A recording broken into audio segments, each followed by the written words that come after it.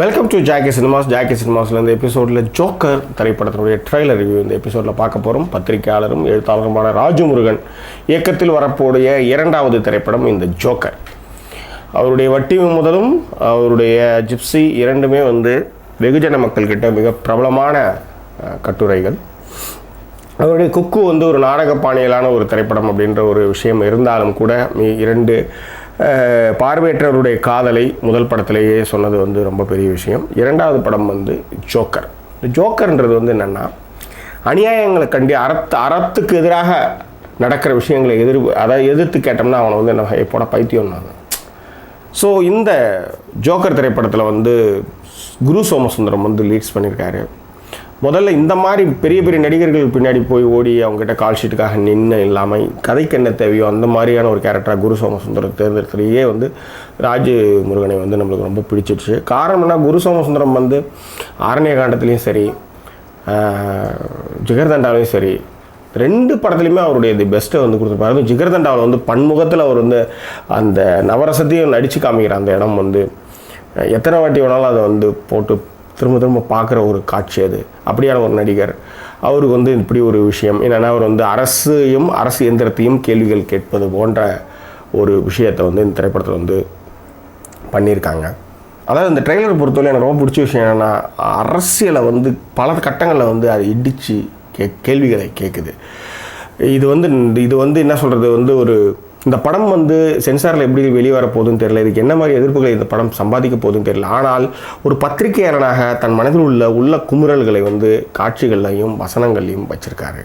அதுக்கு உதாரணம் நாம் ஓட்டு போட்டு தான் அவன் ஜெயிக்கிறான், அப்போ அவன் தப்பு பண்ணுறப்ப அவன் அவனை விளக்குற பவர் நம்மக்கிட்ட இல்லையா அப்படின்றது எவ்வளோ ஒரு ஆழமான ஒரு கேள்வி. இதெல்லாம் திரைப்படங்களை வைக்கும்போது தான் வருங்கால சந்ததியினர்கள் அந்த படம் ஓடுது ஓடலால் அப்புறம் ஒரு திரைப்படம் ஒரு சமூகத்தினுடைய அரசியலமைப்பை கேள்வி கேட்குறது இந்த மாதிரி ஒரு பொதுஜன மீடியாவில் எடுத்துன்னு வர்றது பெரிய விஷயம். அதை செஞ்ச ராஜமுருகனுக்கு நம்மளுடைய வாழ்த்துக்கள். நிறைய விஷயங்கள் இதில் எனக்கு ரொம்ப நல்லா இருந்தது.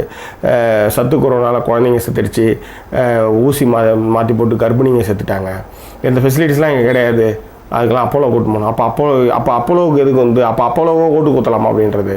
இதுலேயும் எளிய மனிதர்களுடைய காதலை மிக அழகாக பதிவு செய்திருக்கின்றார்கள்.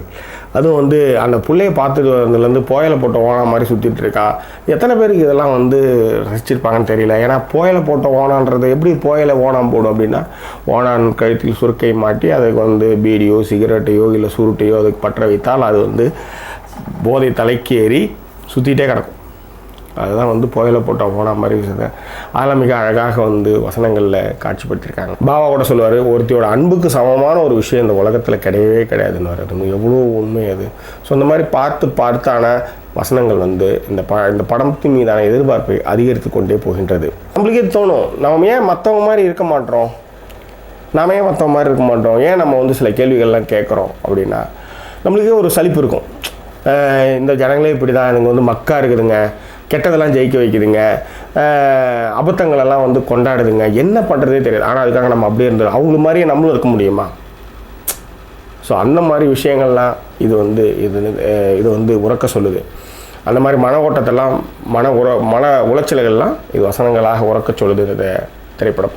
அதை விட எல்லாத்தை விட குரு சோமசுந்தரம் அவர் ஒரு P50 பின்னாடி ஒரு கோடெல்லாம் வச்சுட்டு வருவார். இது பார்க்குறதுக்கு ஜோக்கர் மாதிரி தான் இருக்கும். ஆனால் இதே மாதிரியான மனிதர்களை நம்ம பார்த்துருக்கோம். ஒரு தாடி வச்சுக்கிட்டு சென்னையில் கூட ஒரு தாடி வச்சுட்டு வண்டி ஃபுல்லாக T50 ஃபுல்லாகவே என்னென்னோ மாட்டி வச்சுருப்பார். ஒரு தாடிலாம் வச்சுக்கிட்டு ஒரு கிழவர் பெருசாக ஒரு கொடை மாதிரி ஒரு கருப்பு கொடை வச்சுட்டுலாம் போன ஆட்கள்லாம் நம்ம பார்த்துருக்கோம். ஸோ இந்த மாதிரி நான் சந்தித்த எளிய மனிதர்களையே கதை மாந்தர்களாக இந்த ஜோக்கர் படத்தில் உழவு விட்டுருக்கிறார் ராஜமுருகன்.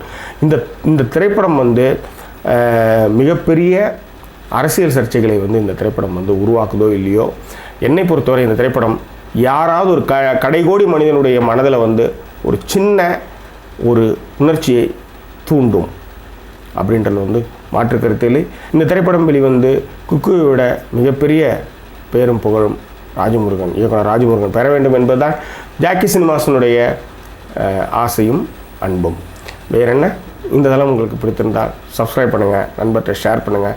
மீண்டும் வேறொரு திரைப்படத்தினுடைய வீடியோ விமர்சனத்தோடு உங்களை நான் சந்திக்கிறேன். அதுவரை நன்றி கூறி விடைபெறுவது உங்கள் ஜாக்கி சேகர். நன்றி, வணக்கம்.